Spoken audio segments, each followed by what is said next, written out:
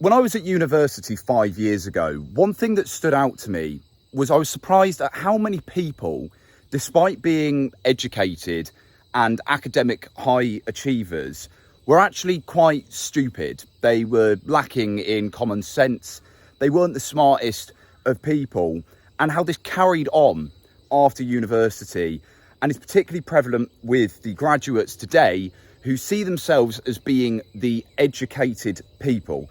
And in this video, I'm going to talk about these educated people with reference to a couple of recent experiences that I had with these types of people as well. So I think it's clear to say from the offset that there is a difference between intelligence and education. Intelligence is more your ability to retain information, to analyse it, to apply it to certain scenarios, whereas education is more about the fact that you've been given a load of information. And yeah, sure, there's a degree of intelligence that comes into it, right? Your ability to retain the info in terms of the knowledge. But actually, you could be educated in a way that doesn't teach you to think critically. It doesn't teach you how to debate, how to explore ideas. You can be fully indoctrinated. And we can see that around the world, whether you look at the communist countries where it's very blind indoctrination. Even in America, you can say there's an indoctrination that they have with this very American-centric worldview. Granted, it's not the same as like what you've got in China. But with the universities, it really is quite prevalent. It really is quite blatant because of the overwhelming bias of academics towards the political left. And over the last 5 or 10 years, their tendency to also be heavily influenced and infiltrated by woke ideology. I remember very clearly when I was at university, there was a compulsory module added to my year. We were doing law, and this module was a gender critical theory module that didn't contribute to the qualifying law degree whatsoever. And a friend of mine who is now a barrister, he questioned the teachers, the academics leading this, and he said to them, why, I mean, he was pretty taken in by Jordan Peterson at the time and was very provocative, a bit of a little shit. But nonetheless, he said, why are you pushing cultural Marxism on us? And he was told that he was being put on a far-right extremism watch list whilst he was at university for asking that question.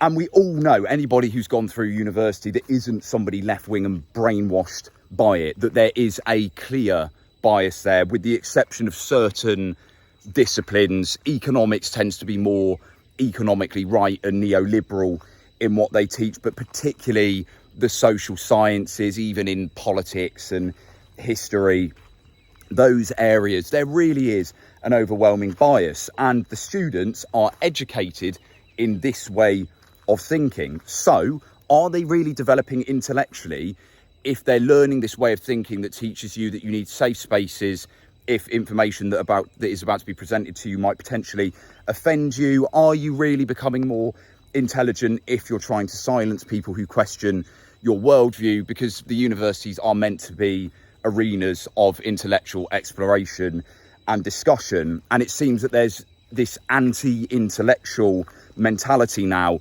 that has gone through many of the unis. And then of course you can talk about the other fact that many of the unis, they do allow people in with much lower grades. University used to be an institution for the most academic people, but it isn't really that anymore.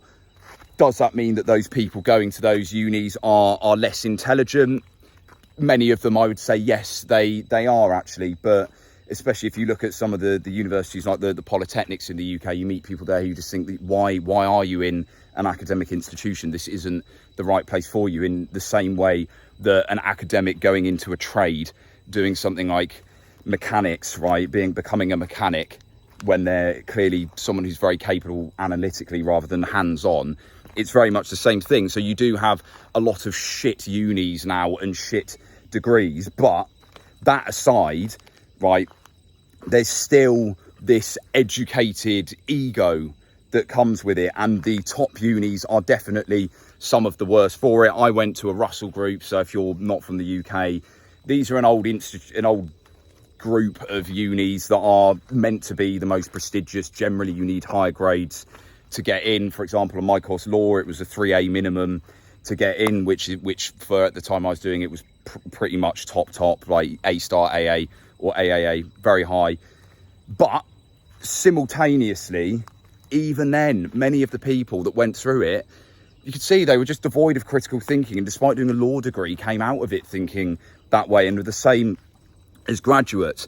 And the reason that I was inspired by this video primarily is because I had the displeasure of recently having a debate, if you want to call it that, with a group of people. Most of them were university educated, and it ended up with them, or one of them in particular, screaming insults at me across the table, yelling, "You're a misogynistic cunt." We weren't even speaking about women, we were talking about incels. And then the others just being utterly disgusted and outraged, and pretty much just persistently making ad hominem attacks, not actually being able to structure their arguments or listen to what I was saying, constantly making inferrals and straw manning and posturing about how much more intelligent they were than me. And you could really see that ego complex there of them believing that they were the educated people and therefore were better because the views that they were espousing were of the left, and the views that I was giving were critical of what they were saying. We're talking about incels. I was pointing out the facts and the data based on the research by people like William Costello, and they simply wouldn't accept it. And again, to give you an example of this, these are educated people, right? I pointed out that the majority of incels are black or Asian, or even they're more prone to being an incel, and they just wouldn't accept it. They just said, no, that's not true, that's bollocks. I said, look, we can look at the data if you want to see it. You can see the research there. No, just won't accept it. And this is the problem with these educated people, is they genuinely believe, because of this label of being educated and having a degree, that their opinion is right. They're almost like religious people. They just know that they are right. They know because this is what they've been indoctrinated with through university and the echo chamber that they follow after. Many of these people, yes, they've got a degree from a top uni, but they can't even listen to alternative media sources to what they use. They get all of their information through an echo chamber of algorithms on social media, but wouldn't dare to read something from the other side of the political spectrum because it would challenge their way of thinking. And it's this kind of mentality that is so rife in the political left, in their policies as well, and why they repeatedly keep making the same mistakes and not learning for it. For example, with Kamala Harris and the men's issue in America, why didn't men vote for Kamala Harris and voted for Trump? Complicated, but an example of this, Kamala Harris's campaign patronising men by saying, if you don't vote for me, you're not going to get laid, and then wondering why that didn't persuade them.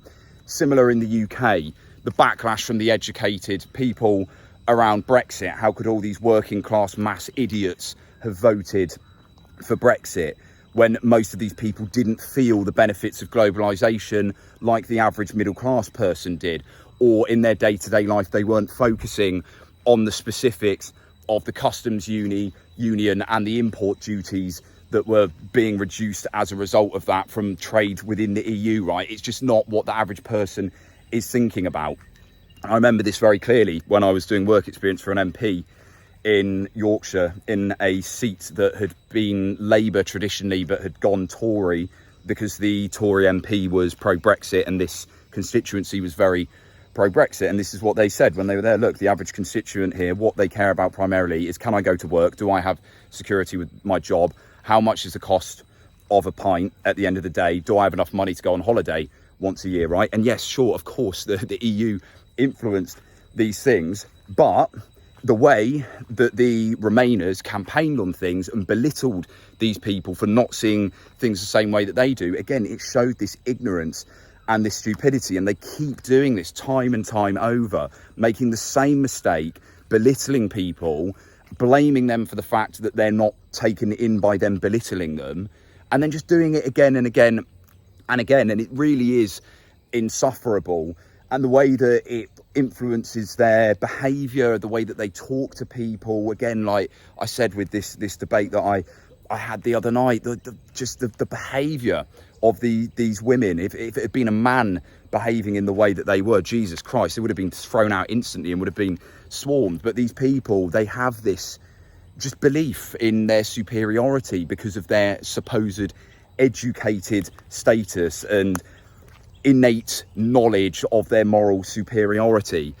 And we've really got to do something about it. We really have to make sure that the universities are getting people to think more critically. They are teaching people the laws of reason and logic and how to debate. Yet, sure, not every degree needs that, of course, but particularly in the social sciences.